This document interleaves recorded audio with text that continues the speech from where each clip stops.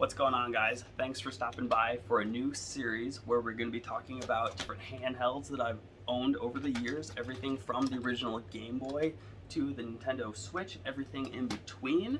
So without further ado, this video we're going to focus on the original Game Boy and the Game Boy Color, lumping them together because I have the most nostalgia for the Game Boy Color.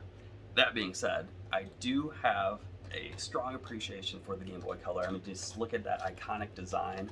I've only got a few games for it. Most of them are for Game Boy Color, but we got your Pokemon Yellow, we got Bugs Bunny Crazy Castle 1 and 3. I've got an appreciation for these because going back to my childhood, my buddy William had these, and I just remember being super jealous of that. I don't know, I just really like the Crazy Castle games when we played those together. I didn't really get into Pokemon ever, unfortunately. I know I'm in the minority there, but it just was never really for me, even to this day. However, Toy Story, that one, I've always loved Toy Story and always will. But I didn't have these as a kid. I got these later on at work at my at the video game store that I work at. So it's still a great collector's item, and I do love the Game Boy original. I had a Game Boy Pocket at one point too, the clear one, but I must have sold that at one point. But that's a cool little system too. Now we're gonna dig into the good stuff. This is my childhood in a bag right here. This is my original Game Boy Color case in all its glory. The original Game Boy came out in 1989. I was born in 90, so that tells you how old I am. The Game Boy Color came out in 1998. I'm getting old and had to write those dates down. But yeah, 98, so I probably got it a couple years later. I was probably about 9 or 10. When I was gifted this for Christmas, I kept all the manuals for all the games that I ever had in the back. So there's all of those, every single one of them. They're all in fairly decent shape. I'll show you the games here in a second while I carefully stick those back in there. I used to write down all the passwords and stuff in the back, and there's scraps of paper with them on there. Yeah, this is the travel case. I always had this around on my shoulder everywhere I go, everywhere I went. I took my Game Boy Color with me, so let's dig in here and see what we've got. There's all the goodies in there. It was chock full. Here's the Game Boy Color, and you're like, what is going on with that Game Boy? Well, I had, obviously it's the teal one. We'll strip it down here in a second, but this was the attachment that I'd use all the time because these are the days before backlit screens.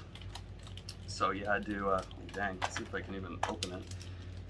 There were workarounds for it. So this is the magnifier. Hasn't been flipped open in probably decades, but it would flip open. Ooh, it would flip open like that. The little hinges, it's so old that both the brackets, the little clips broke off, so I would have to have a rubber band around the whole works just to keep it on at night. This is where the AAA batteries would go. The little panel, the little clip broke off there, so that was always held together with tape, and the spring was lost a long time ago, so I put some aluminum foil in there to keep the connection in there, little switch to turn it on and off right there. But yeah, it would give you a little bit bigger of a screen, and then it would also came with these detachable buttons to make it a little bit more comfortable, which I never thought this was uncomfortable, especially with compared to like current systems or older systems like the Vita, which had even tinier face buttons. But sometimes I would just throw that on there if I had enough natural light and just rock that. That's actually pretty comfortable, not bad. But yeah, this is my baby, the original Game Boy Color, teal or whatever you want to call that. And it still works. It doesn't have any batteries in it right now. The speaker is going out on it, at least last time I booted it up. But yeah, this was the first game system I ever owned, so it's very near and dear to my heart. Just set that aside there while I'll show off my games, and then I'll give you my top 10. Starting off with my very first game I ever owned was Toy Story 2. I think this is actually an original Game Boy game technically, but I definitely remember the day I got that with the system. I think it was just the system in that game. But man, my mind was blown that Christmas that I got my system and my first game. It was awesome. And then the second game I got, feeding off that, was Buzz Lightyear Star Command, another awesome game.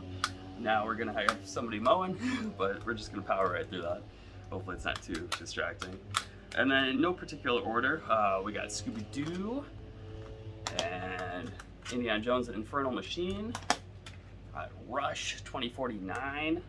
This is probably a fake cartridge with a bunch of games on it. That's not from my childhood. That just kind of slipped in there from work one day. Picked that up on the cheap. Kirby, Tilt and Tumble. Got that from a yard sale with a bunch of other like Pokemon games that I got rid of, except for Pokemon Pinball, because that was pretty fun. Runs on a AAA battery for the rumble, which is pretty neat. Emperor's New Groove is another great one. My cousin had both of these. She had the Grinch as well, so we'd always swap. She'd swap me these two, and I'd let her borrow out Indiana Jones. So later on in life, I had to scoop those up for nostalgia purposes. And then getting kind of towards the end, we had a Shrek fighting game, and then we had a Monsters Inc. game. A lot of Disney stuff, in case you haven't noticed. Also 102 Dalmatians. And then this one I must have picked up from work years later. Was Aladdin. And I think that's it, aside from Resident Evil Gaiden, which I got on eBay years later. And I don't remember what it's worth right now, but even loose like this, it's worth a decent amount. So I always keep them, any loose games like this, in protective covers and stuff. So yeah, that was pretty much all I ever had. I before I filled it up with games, I'd have the AC adapter, big old brick in there too, and I'd lug that around with me too. So finishing up with my top 10, let's lay them out here. Number 10, I'm gonna give it to Scooby-Doo. It was a fun game. Whoa! And I'm throwing it all over the place. Not the greatest. It was very low actiony, more of a detective style, which makes sense because, you know, Scooby-Doo for solving mysteries and stuff. But it was a fun experience. I did beat it. Number 9, I'm gonna give it to Toy Story 2. I mean, it was the first game I ever owned, so you know my expectations were pretty low. It's the PS1 and N64 version is 10 times better. But I mean, that was a fun one, and yeah, the game will just always be special to me since it was the first game I ever owned. Number 8, again, will be Buzz Lightyear. It was, I don't know, I just always watched this TV show as a kid. The movie was fun, and I just so much nostalgia with that one.